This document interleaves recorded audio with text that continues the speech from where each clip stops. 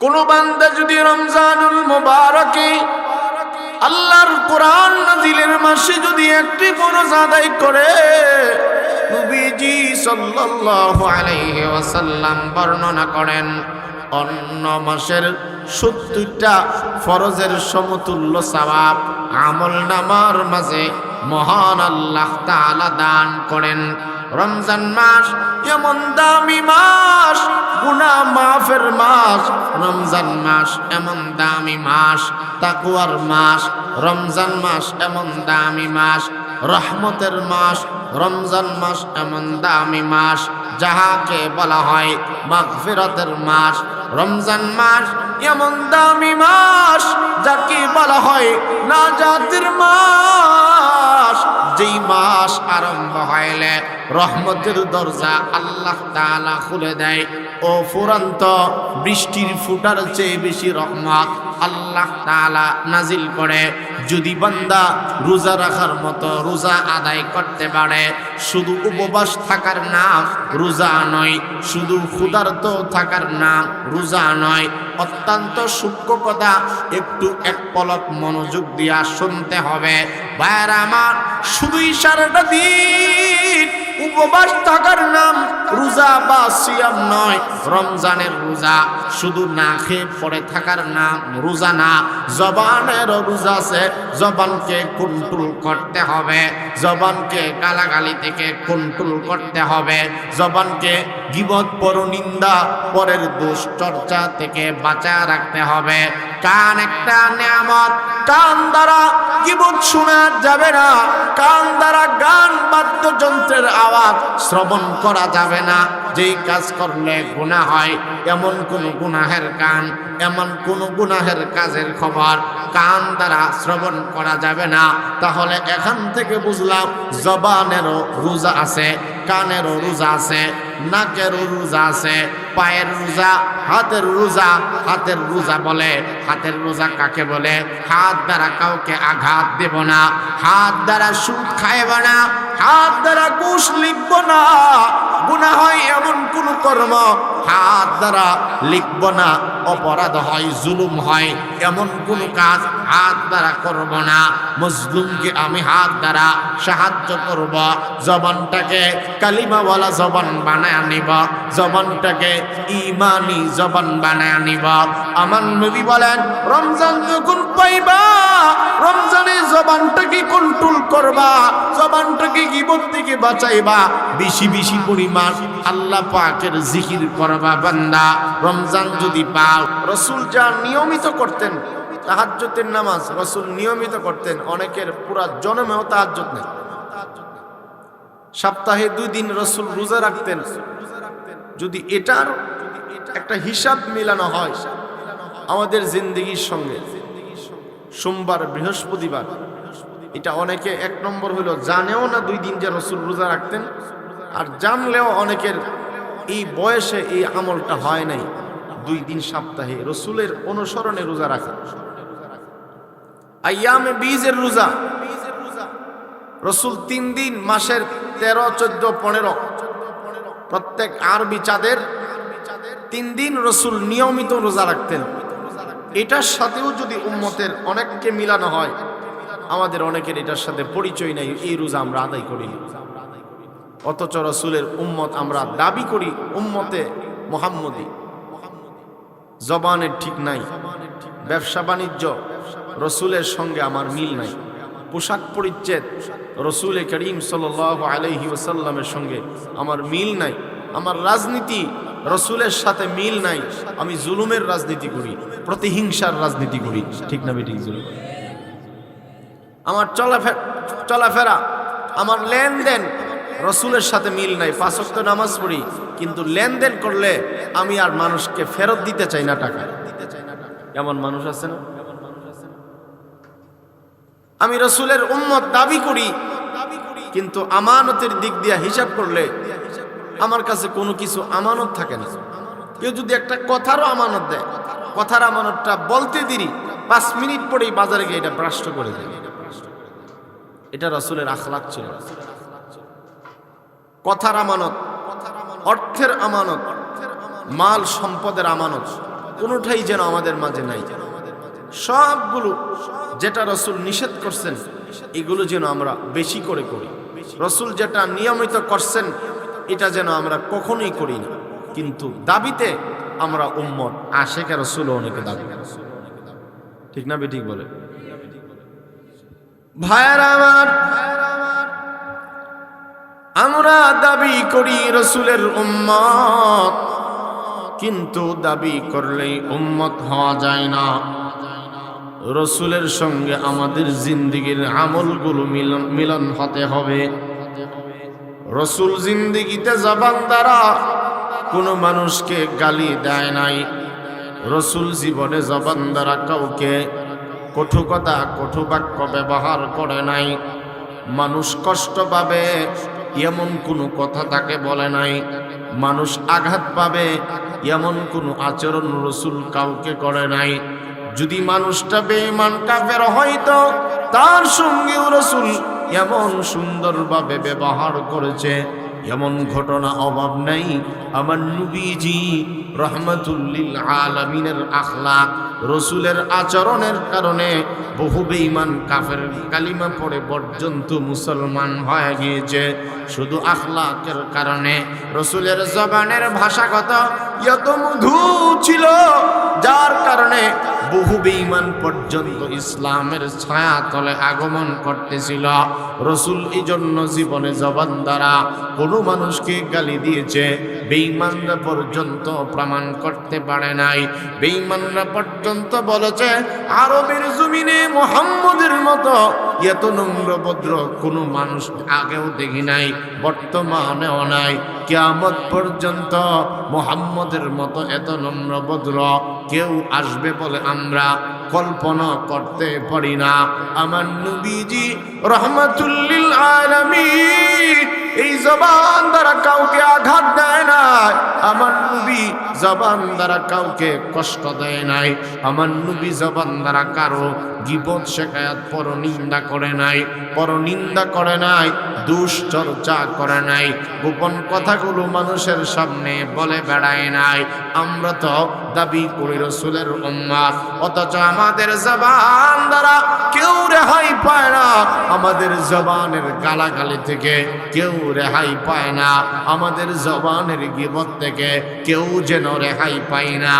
আলেমের যেমন গীবত করি, হাফেজের গীবত করি, নেতার যেমন গীবত করি, ভালো মানুষের গীবত করি, মন্দ মানুষের গীবত করি।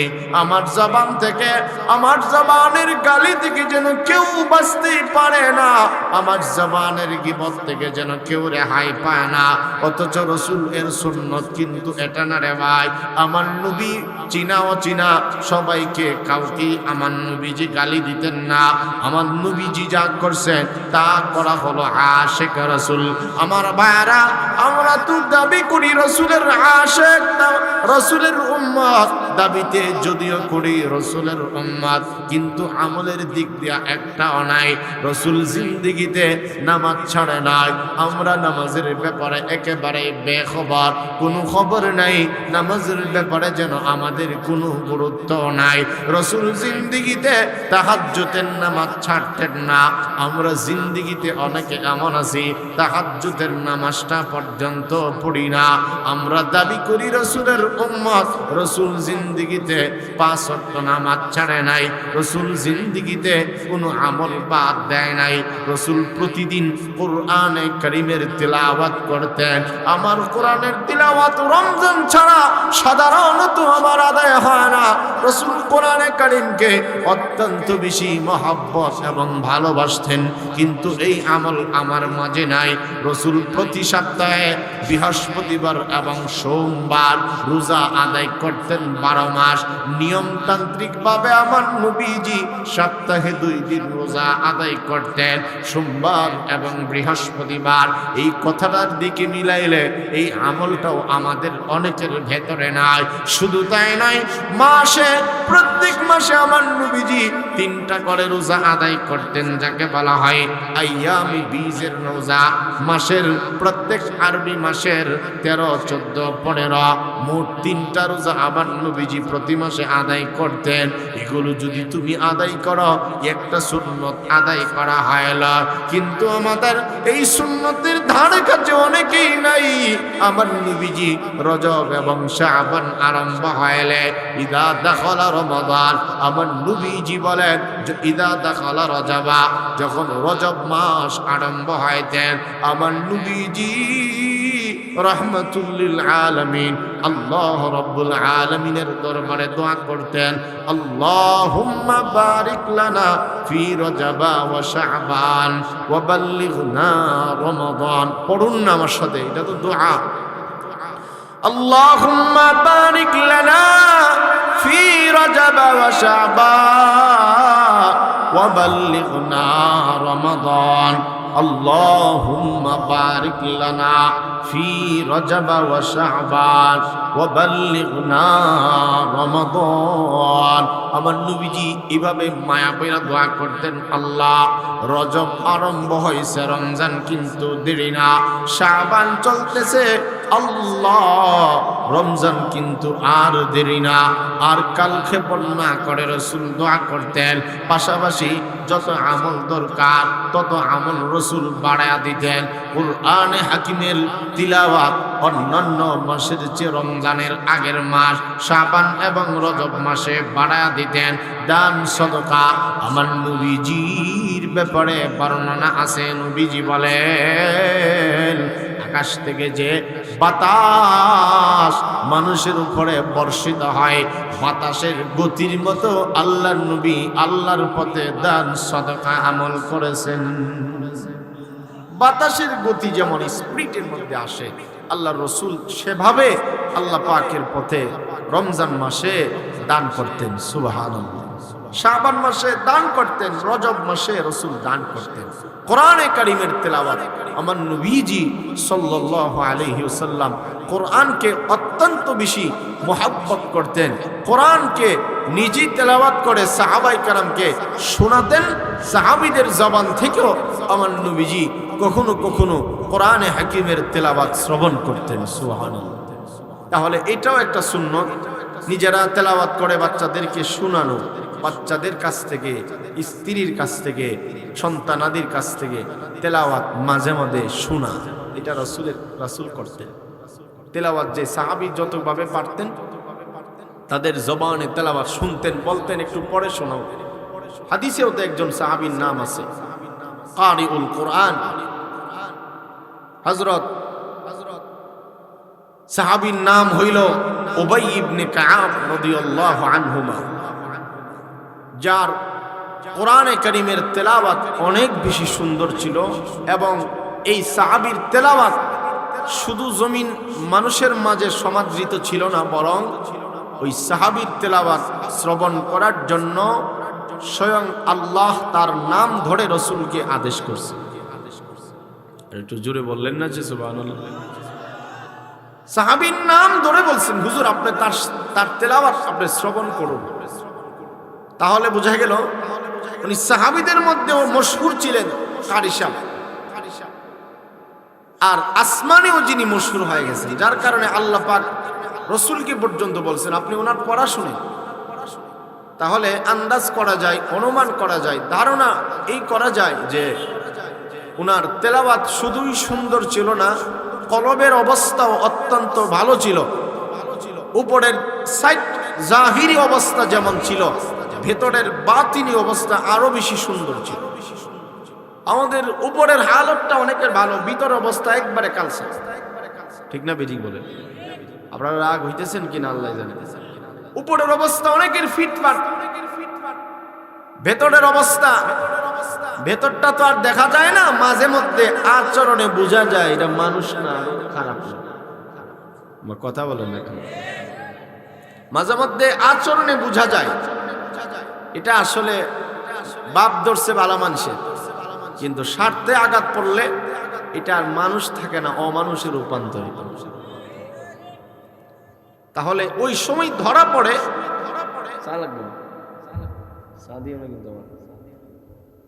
ওই সময় ধরা পড়ে তার ভেতরের অবস্থাটা কেমন। তো সাহাবায়ে কেরামের ভেতরের অবস্থাটা কতটুকু পিওর হয়েছে যে আল্লাহ দুনিয়াবাসীর সামনেও তাকে পরিচিত করাইছেন এবং আল্লাহ নিজেও তাদের তেলাওয়াত কবুল করছেন। এই জন্য রসুলকে বলতেন যে তার তেলাওয়াত আমার কাছেই ভালো লাগে, আপনিও তার পড়া শুনি। আপনারা তো সবাই জানেন হযরত বিলাল রাদিয়াল্লাহু আনহুর ঘটনা আমি বলি না, যেহেতু একবারে সহজ কথা। হযরত বিলাল ওনার জীবনী যদি পড়েন আপনারা হয়রান হয়ে যাবেন। মানুষকে দুনিয়াতে ভালো লাগার যতটা বাহ্যিক দিক থাকে একটাও ওনার মাঝে নেই। সুবহানাল্লাহ, কোনো অসুবিধা নেই। যেমন আপনাদের মাঝে এখন জানা আছে, এখানে একজনও মক্কা মদিনা যারা গেছেন আপনারা দেখছেন, আমরা মক্কা মদিনে গেলে হাফসা দেশের কিছু লোক নিগ্রু এত কালো, তো ওনাদের চেহারা এত কালো আশ্চর্য লাগে। হযরত বিলাল কেমন কালো ছিল, এটা তো অবশ্যই মানে কোনো ঘৃণা করার বিষয় না, মানে কালো কি পরিমাণ হতে পারে আরবে গেলে দেখা যায়। মসজিদে হারামে নামাজ পড়তে গেলে মদিনা শরীফে, তাইফে, তাহলে আপনাদের মাঝে বা আমাদের বাংলাদেশে ওই পরিমাণ কালো একটাও আমি দেখিনি। ঠিক না বেঠিক? কিতাবের মধ্যে তাফসীরের কিতাবে আছে, তাফসীর মাআরিফুল কোরআনে আছে, পৃথিবীর ইতিহাসে সবচাইতে 3 জন ব্যক্তি কালো মানুষ ছিল, এর চাইতে কালো আর হবে না। কিন্তু মর্যাদাগত দিক দিয়ে এত দামিও পৃথিবীতে আর কেউ আসবে না। এর মধ্যে 1 নম্বরে যার নাম হযরত বিলাল রাদিয়াল্লাহু, একেবারে কালো যাকে বলে। এরপরে ঠোঁটের, যদি ঠোঁট এবং পায়ের গোড়ালিগুলো বর্ণনা করা হয়, এগুলোর দিক দিয়ে অনেক নাজুক ছিল। এরপরে আপনারা জানেন উনি যখন আজান দিত, আজানের শব্দগুলো অনেক সময় জড়তা ছিল মুখের মধ্যে। এত কিছুর পরেও কণ্ঠটা এত মধুর ছিল না, কিন্তু ভিতরের অবস্থা ভালো হওয়ার কারণে আল্লাহ পাক রব্বুল আলামিন তাকে এত দামি বানিয়েছেন, জান্নাতে গেলেও হযরত বিলালকে রাসূল দেখছেন মেরাজে গিয়ে। তাহলে এত মর্যাদা কেন হইল? উনার অন্তর ভালো হওয়ার কারণে। হযরত উবাই ইবনে কাব রাদিয়াল্লাহু আনহু সুন্দর করে তেলাওয়াত করতে জানতেন। উনার তেলাওয়াত দুনিয়ার মানুষের কাছেও সমাদৃত ছিল, আল্লাহর কাছে এত পছন্দ হয়েছে। অন্তর ভালো হওয়ার কারণে আল্লাহ তার তেলাওয়াত শোনার জন্য রসুলকে পর্যন্ত হুকুম করছে। সেম আরেকজন আল্লাহর গোলাম হযরত লুকমান হাকিমের কথা কোরআনে একটা সূরা পর্যন্ত আছে। ওই দিকে গেলে তো আরো আরেকটা অধিবেশন হয়ে যাবে। তিনিও ছিলেন কালো, কিন্তু কালো হওয়ার পরেও ওনার কিছু কথা এমন আল্লাহ পাকের কাছে পছন্দ হয়েছে, আল্লাহ তাআলা তার নামকরণে কোরআনের একটি সূরা 21 নম্বর পারাতে নাজিল করছে এবং আয়াতের ভেতরে ওনার নাম আল্লাহ পাক বর্ণনা করছে। ওনার কথা আল্লাহ পাকের কোরআনে আছে, ওনার কথা জবানে যা বলছে কত আশ্চর্য লাগে। আমাদের তো একটু আমল ভালো হইলে আমরা আরেকজনকে জাহান্নামী বলি। কেউ যদি একটু তবলিগে একটা সিল্লা লাগাইতে পারে, সমাজে আর কেউ সে আমলদারই মনে করতে পারে। ঠিক না বেঠিক বলেন? আরেকজনকে জাহান্নামী মনে করে। এরপরে দুনিয়ার লাইনে যদি হিসাব করা হয়, কেউ নতুন টাকা হইলে আগে যে সে গরিব ছিল, ফকির ছিল, ভুলিয়ে যাব অতীতের কথা। ঠিক না বেঠিক বলে? কেউ যদি একটু নেতা হইতে পারে, মেম্বার চেয়ারম্যান হইতে পারে, বড় দিক দিয়ে বাদ দিলাম, যেহেতু এটা গ্রামের মাহফিল, গ্রামের দিক দিয়ে হিসাব করলে একটু চেয়ার পাইলে নেতার সাথে একটু সম্পর্ক থাকার কারণে মানুষ শুধু মামলা বাণিজ্য করে। কথা বলেন, আসতে বলছেন কেন? বই পেতেছেন আপনারা? তাহলে আমরা আমাদের রূপ পরিবর্তন হয়। আল্লাহ তাআলা যেন এগুলো থেকে আমাদেরকে হেফাজত করে। বলেন আমিন। ভাইরা আমার, যেই কথা আপনাদের খেদমতে বুঝাইতেছিলাম, আমার নবীজি রাহমাতুল লিল আলামিন রমজান শরীফ আসার আগে রমজানে যত আমল করার প্রয়োজন হয় ওই আমলগুলো আগে থেকেই 2 মাস আগে থেকে রাসূল করতেন, রমজান যেন আরম্ভ হওয়ার পরে আর কষ্ট না হয়। রমজানে তাহাজ্জুদের নামাজ, রমজানে 20 রাকাত খতমে তারাবির নামাজ পড়া লাগে। এই অভ্যাসটা রাসূল আগে থেকে 2 মাস আগে থেকেই করতেন। সারাদিন রোজা আদায় করা লাগে, এই 2 মাস আগ থেকে রাসূল রোজা মাঝে মধ্যে আদায় করে অভ্যস্ত করতেন। শুধু তাই নয়, রমজান মাসে যা যা করার দরকার হয়, বিশেষ করে কোরআনে হাকিমের তেলাওয়াত রাসূল নিজেও শুনতেন, সাহাবীদেরকেও তেলাওয়াত করে শোনাইতেন। কারণ রমজান এমন এক দামি মাস, আল্লাহর কোরআন যদি আপনারা খুলে দেখেন, আল্লাহ তাআলা নিজে বলেছেন, শাহরু রমাদানাল্লাযী উনজিলা ফীহিল কুরআন।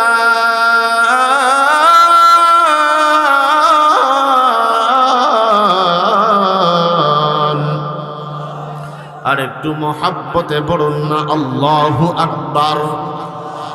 আল্লাহ রাব্বুল আলামিন বলেন, রমজান মাস এমন দামি মাস, আল্লাযী উনজিলা ফীহিল কুরআন।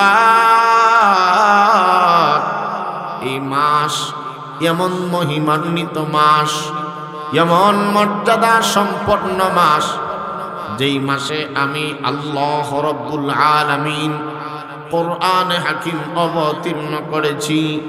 কোরআনে কারীম যে মাসে নাজিল করলাম আমি আল্লাহ,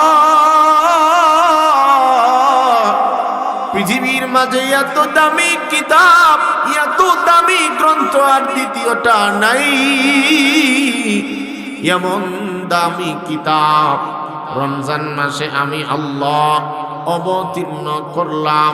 কোরআনে কারীম এই মাসে যেহেতু নাজিল করলাম, এই কারণে এই মাসের দাম আল্লাহ তাআলা বাড়ায় দিছে।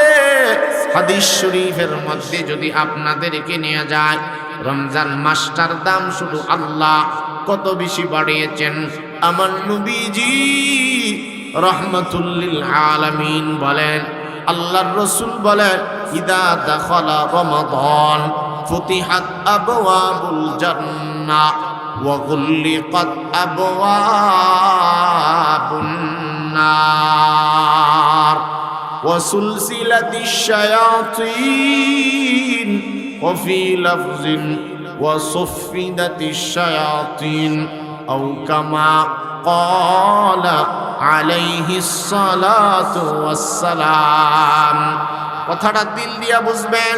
আল্লাহর নবী রাহমাতুল লিল আলামিন বলেন, উম্মতেরা রে, আমি রাসূল একটা হাদিস জানা দিলাম।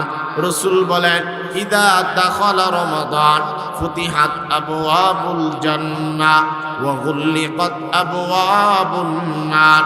রমজান মাস যখন প্রবেশ করে, পহেলা রমজান থেকে নিয়ে পুরাটা মাসের জন্য আল্লাহ তাআলা ফুতিহাত আবওয়াবুল জান্নাহ, জান্নাতের যত দরজা আছে, জান্নাতে যত স্তর আছে, যত বাব আছে, আল্লাহর নবী বলেন সমস্ত দরজাগুলো আল্লাহ তাআলা রমজান মাসের সম্মানার্থে ওপেন করে দেয়।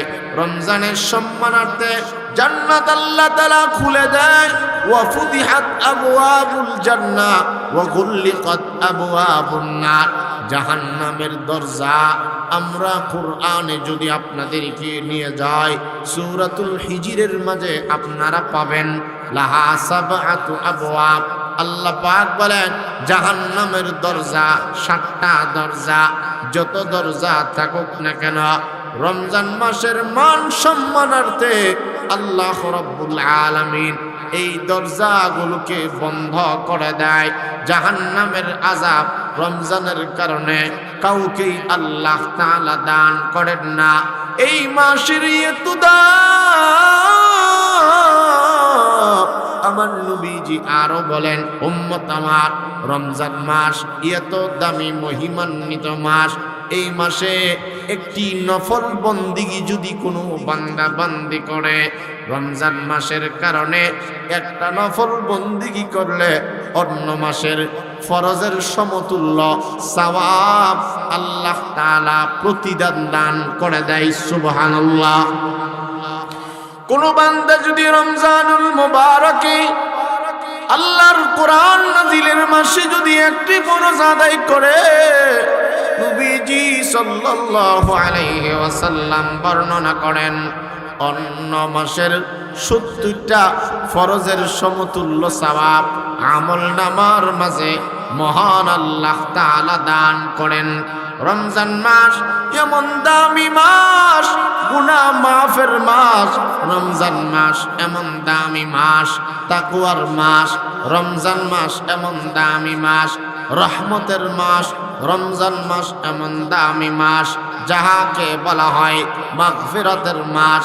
রমজান মাস এমন দামি মাস যাকে বলা হয় নাজাতের মাস।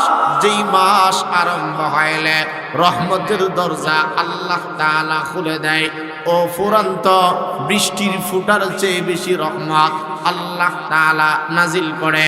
যদি বান্দা রোজা রাখার মতো রোজা আদায় করতে পারে, শুধু উপবাস থাকার নাম রোজা নয়, শুধু ক্ষুধার্ত থাকার নাম রোজা নয়। অত্যন্ত সূক্ষ্ম কথা, একটু এক পলক মনোযোগ দিয়া শুনতে হবে।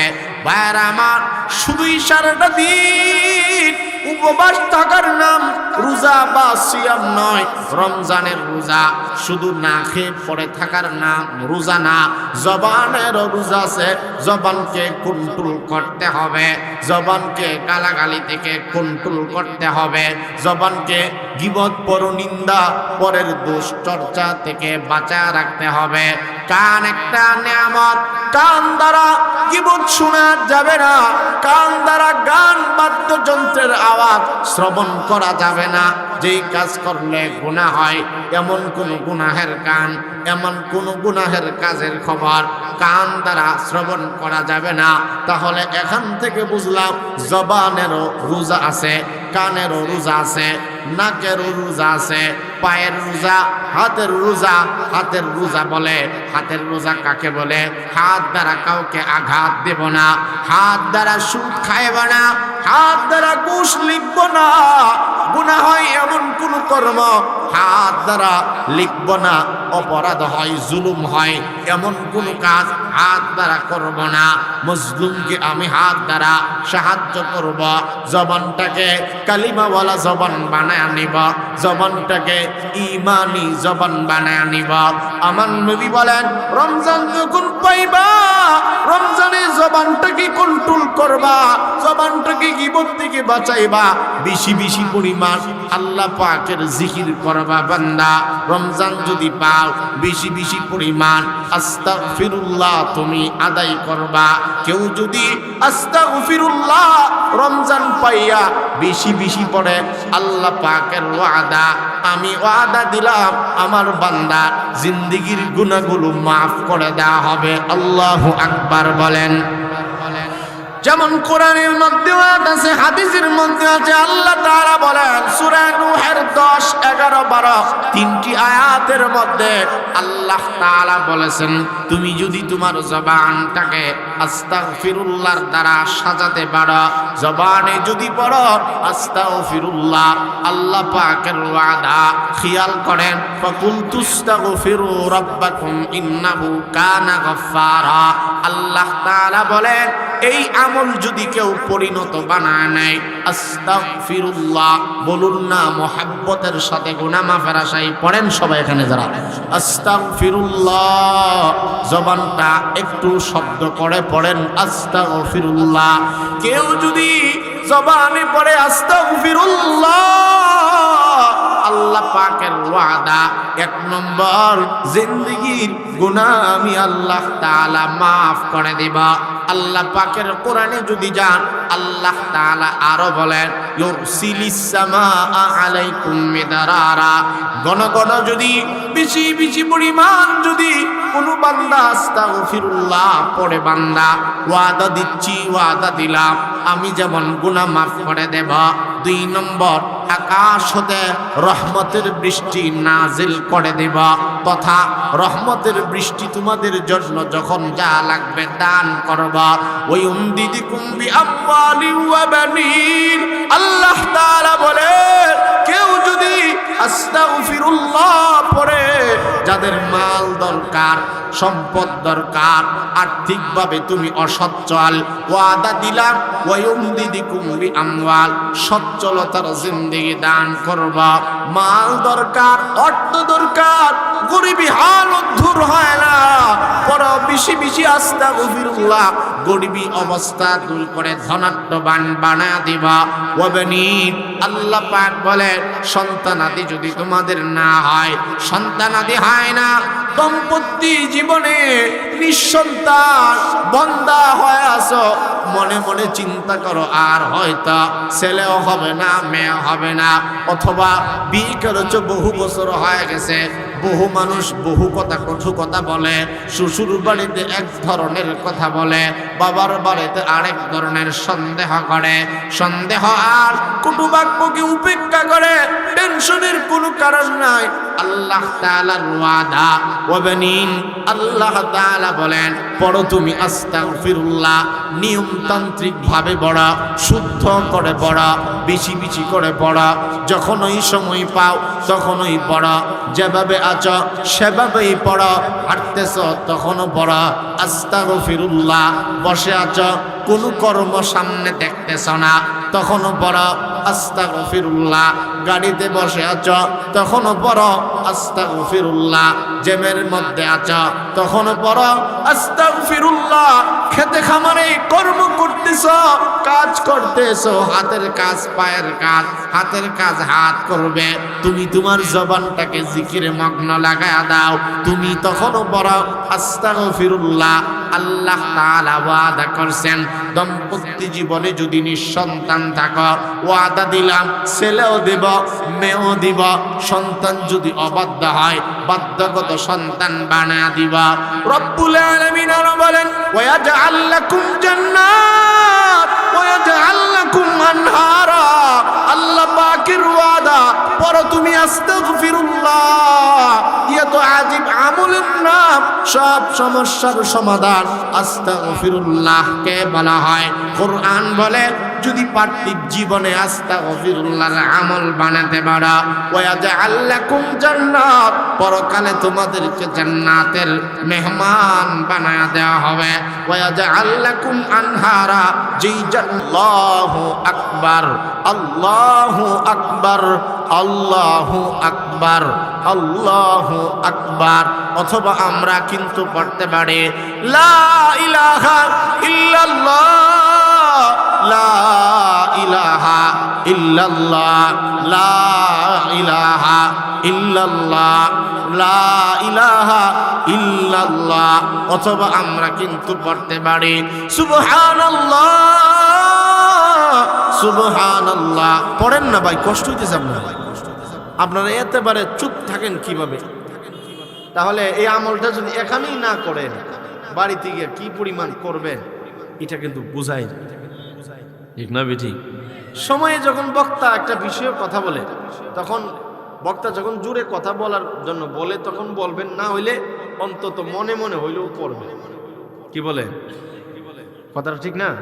মনে করেন কথার কথা সূরা ইখলাসের আলোচনা হইতেছে, এখন আপনি চাইলে মনে মনে এই সূরাটা কিন্তু চুটলা নারায় পড়া যায়, যে হুজুর যেহেতু বলছে আমি একটু পড়ে নেই, 3 বার কুল হুয়াল্লাহ শরীফ পড়লে 1 খতম কোরআনের সওয়াব, নগদে সাইরা নেবেন কামরা ইনশাআল্লাহ। পরে মনে থাকতেও পারে নাও থাকতে পারে, এরপরে বাঁচা না বাঁচার কথা আছে, বাঁচতেও পারি নাও বাঁচতে পারে, কত মানুষ জীবনে মারা যায়। আর তাসবিহাতের কথাও যখন বলা হয়, যেমন বলা হয়েছে আস্তাগফিরুল্লাহর কথা, ফজিলত হয়েছে কিছু আয়াত হাদিস দিয়া, এগুলো আমরা যেন তৎক্ষণাৎ আমলটা করি, এবং আমলটা করলে ফজিলতের বিষয়টা মনে থাকবে। ফজিলত শুনলাম আমল করলাম না, তাহলে এটা মনে থাকবে না, ভুলে যাবে। ইলম জানলে আমল করা সহজ, না জানলে আমল করা কঠিন। আল্লাহ আমাদেরকে আমল করার তৌফিক দান। ভাইরা, আমার এই জন্য রমজান মাস বেশি বেশি পরিমাণ পড়া চাই আস্তাগফিরুল্লাহ, লা ইলাহা ইল্লাল্লাহ, সুবহানাল্লাহ। অথবা বুখারী শরীফের হাদিসের মধ্যে আছে একটা হাদিস, আল্লাহর নবী একটা দোয়া শিখাইছেন, তাসবিহাত। আল্লাহর নবী বলেছেন, কালিমাতান হাবিবাতান ইলার রহমান, খাফিফাতান আলাল লিসান, সাকিলাতান ফিল মিজান, সুবহানাল্লাহি ওয়া বিহামদিহি সুবহানাল্লাহিল আযীম। এই কালিমা যারা পড়বে, নবীজি বলেন দুইটা কালিমা জবান দ্বারা পড়া হালকা, মিজানের পাল্লাই বাড়ে, রহমানের কাছে দামি। দুইটা কালিমা হইল সুবহানাল্লাহি ওয়া বিহামদিহি সুবহানাল্লাহিল আযীম। রমজানে আমলগুলো আমরা করব। রমজানের রোজা যদি আমরা আদায় করি কি লাভ? রাসূল বলেন, মান সামা রমাদানা ঈমানান ওয়া ইহতিসাবা গুফিরা লাহু মা তাকদ্দামা মিন যামবিহি ওয়া মান কামা লাইলাতাল কদরি ঈমানান ওয়া ইহতিসাবা গুফিরা লাহু মা তাকদ্দামা মিন যামবিহি। আমার নবী বলেন, আমার মায়ার উম্মতরা রে, আমি রাসূল কি বলি শোনো, মনোযোগ দিয়া শোনা। যারা রমজানের রোজা, কি রোজা জানি? রমজানের রোজা। যারা রমজানের রোজা ঈমান এবং সাওয়াবের নিয়তে, ঈমান এবং কিসের নিয়তে? ঈমান এবং সাওয়াবের নিয়তে যারা আদায় করবে এই রোজা, তাদের পেছনের গুনাহ আল্লাহ মাফ করে দিবে। আমল নামার মাঝে গুনাহ থাকবে না, গুনাহগুলোকে নেক আমলের মাধ্যমে পরিবর্তন করে দেবেন আল্লাহ। রমজানের রোজার ব্যাপারে আল্লাহ তাআলা হাদিসে কুদসির মধ্যে বলেন, আল্লাহর নবী বলেন, উম্মত আমার কুল্লু বানি আদম ইউদাআফুল হাসানাতু বিআশরি আমসালিহা ইলা 700 দিআফিন। قال الله تعالى إلا الصوم فإنه لي وأنا أجزي به وفي لفظ وأنا أجزى به। আমার নবীজি নিজে উম্মতের জন্য সুসংবাদ দেয়, আদম সন্তানের প্রত্যেকটা নেক আমলের ফজিলত, প্রত্যেকটা নেক আমলের বদলা 10 গুণ থেকে 700 গুণ পর্যন্ত দেয়। নামাজের ফজিলত, দান সদকার ফজিলত, সালাম কালামের ফজিলত, উত্তম ব্যবহারের ফজিলত, যাবতীয় আমলগুলো কুল্লু বানি আদম ইউদাআফুল হাসানাতু বিআশরি আমসালিহা ইলা 700 দিআফিন। রাসূল বলেন, যাবতীয় আমল, শুধু রোজা ছাড়া যত আমল আছে সব আমলের প্রতিদান 10 গুণ থেকে নিয়ে 700 গুণ পর্যন্ত এর মর্তবা বাড়িয়ে দেয়। যত আমল আছে রোজা ছাড়া সব আমলের প্রতিদান, ওয়াজ মাহফিল শোনা, ওয়াজ করা, যত আমল আছে নিম্নে 10, উপরে 700। বলেন নিম্নে 10 আমল যদি মনে করেন আমলটা আমলের মতো হয়েছে, মোটামুটি সওয়াব হইলে 10 গুণ। বলেন মোটামুটি সওয়াব হইলে 10 গুণ। আর আমলটা একই আমল আরেকজন করছে, বা আমি করছি বা আপনি করছেন, আমলের মধ্যে যত খুলুসিয়ত আছে, আমলটা যত সুন্দর হবে, যত আপনার দিল ভালো হবে, পদ্ধতিগতভাবে যত চমৎকার হবে, আল্লাহর কাছে তত পরিমাণ 10 থেকে সর্বোচ্চ 700 গুণ বাড়বে। 700। কিন্তু রমজানের সওয়াব আল্লাহ তাআলা বলেন না, রমজানের সওয়াব 10 থেকে 700 না। রমজানের প্রতিদান এটা মানুষের হাতেও না, ফিরিস্তার হাতেও না। কারণ রমজানের রোজা আমার বান্দা আমার জন্য রাখছে। সুবহানাল্লাহ বললেন না যে অন্যান্য আমলের প্রতিদান কতটুকু? 10 থেকে 700 গুণ পর্যন্ত। কিন্তু আল্লাহর নবী বলেন, আল্লাহ তাআলা হাদিসে কুদসির মধ্যে বলেন, অন্যান্য সব আমলের প্রতিদান 10 গুণ থেকে নিয়ে 700 গুণ পর্যন্ত রব্বুল আলামিন বৃদ্ধি করে দেয়। আর রমজানের সিয়াম তথা রোজার সওয়াবকে আল্লাহ তাআলা 10 গুণ 700 গুণ পর্যন্ত না।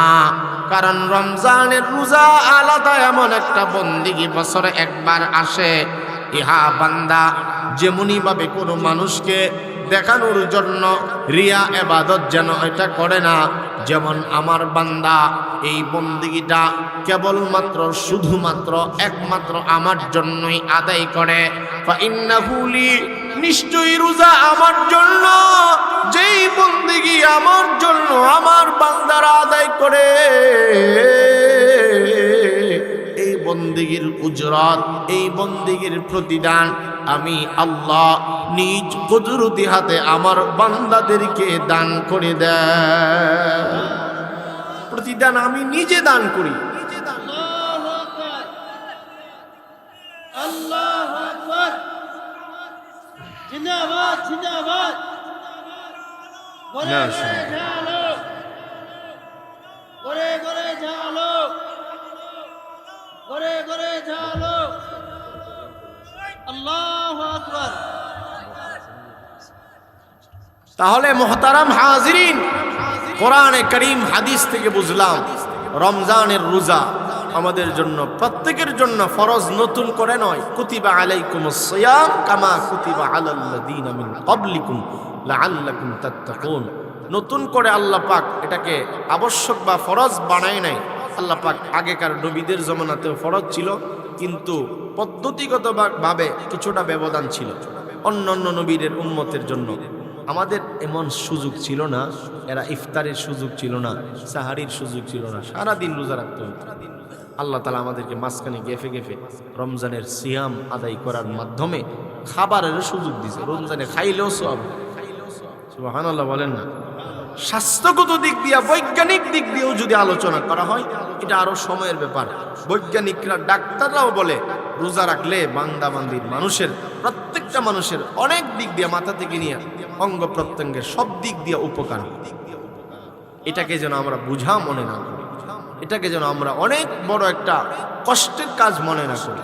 নিশ্চয়ই এই রোজার মাধ্যমে আল্লাহ পাক আমাদেরকে মাফ করতে চাই। প্রত্যেকটা বান্দাকে মুত্তাকি, আল্লাহর মুত্তাকির উপরে কোনো বুজুর্গ নাই, মুত্তাকির উপরে কোনো আল্লাহওয়ালা নাই, মুত্তাকি আল্লাহ বানাইতে চান। এটা হলো আল্লাহর উদ্দেশ্য। আমাদের রোজাগুলো যেন, হাতের রোজা, পায়ের রোজা, চোখের রোজাগুলো যেন এভাবে আমরা আদায় করি, যেন আমাদের কোনো অঙ্গ দ্বারা একটা সগীরা গুনাহ রমজানে না হয়। এখন থেকে গুনাহগুলো আমরা মুছে ফেলবো, গুনাহগুলো লিস্টি করবো মনে মনে। এই গুনাহ রমজানে যেন আমাদের দ্বারা জানে। পারবো তো ইনশাআল্লাহ? আল্লাহ পাক তৌফিক দান করুক। রোজাগুলো আপনাদের রাখার নিয়ত আছে তো নাকি? আমার বিশ্বাস আপনারা রোজা রাখবেন ইনশাআল্লাহ। আল্লাহ তাআলা যেন আমাদেরকে রোজাগুলো অত্যন্ত আদবের সাথে, ঈমান এবং সওয়াবের নিয়তে রাখার তৌফিক নসিব করেন। সকলেই পড়েন আমিন। আলোচনা যতটুকু হয়েছে এতটুকুই। মসজিদের জন্য আপনাদের কাছে একটু সাহায্য চাইব। আপনাদের মাঝে এমন কোনো আল্লাহর গোলাম আছেন, মসজিদের জন্য আমি ৫,০০০ টাকা, ১,০০০ টাকা দান করব, বলেন একটু। মুসাফিরের হালতে আসি, আপনাদের জন্য প্রাণ ভরে আমি মন থেকে দোয়া করব। আপনারা সত্যিই আল্লাহর ঘরকে পছন্দ করেন, মহব্বত করেন। আপনাদের মাঝে এই নিধির চর এলাকার আল্লাহর কোন গোলাম এমন আছেন যে হুজুর আমি মসজিদের জন্য, আল্লাহর ঘর মসজিদ চলাচল করে, এটা আল্লাহ চালাই, কিন্তু আমাদের একটা ওসিলা থাকে, মসজিদের একটা নির্ধারিত ইমাম থাকে, অথবা কমিটি থাকে, সব কিছু। এটা একটা প্রতিষ্ঠান, যদিও আল্লাহর ঘর, এটা একটা নিয়মতান্ত্রিকভাবে চলে। চলার জন্য অনেক আর্থিক সহযোগিতার দরকার পড়ে। আপনারা মসজিদকে অনেক দিন ধরে চালায় নিয়ে আসছেন, আরও চলবে ইনশাআল্লাহ। আপনি আমি না থাকলেও মসজিদ চলবে, মসজিদের গতিতে, ঠিক না বেঠিক? আমি আপনি মসজিদে না আসলেও মসজিদের খাটিয়ে আমার ঘরে যাবে, ঠিক? মাশাআল্লাহ। নগদ ৫,০০০ টাকা দান করছেন মরহুম কি বর্তমানের মসজিদের ১৪ বছর ধরে উনি সেক্রেটারি হিসেবে দায়িত্বরত আছে। আল্লাহ পাক যেন সুস্থতার সাথে দীর্ঘ নেক হায়াত দান করেন। বাবার রুহের মাগফিরাতের জন্য দোয়া চাইছে, মায়ের নেক হায়াতের জন্য দোয়া চাইছে। আল্লাহ রাব্বুল আলামিন যেন ওনার বাবার কবরকে জান্নাতের বাগান বানায়। আর মা বেঁচে আছে, আল্লাহ তাআলা যেন মায়ের হায়াতকে অনেক দিন লম্বা করেন, নেক হায়াত রূপে দান করেন, বলেন আমিন। আল্লাহ পাক যেন ইনকামে, হায়াতে বরকত নসিব করেন, সকলেই বলেন আমিন। মাশাআল্লাহ, ৫,০০০ টাকা পেয়ে গেলাম। আপনাদের মাঝে আর কে আছেন বলেন ইনশাআল্লাহ? হুজুর আমি আমার মার জন্য, বাবার জন্য, রমজান মাস যেহেতু আমাদের মাঝে উকি দিচ্ছেন, রমজানের ঘ্রাণ আমরা পাচ্ছি।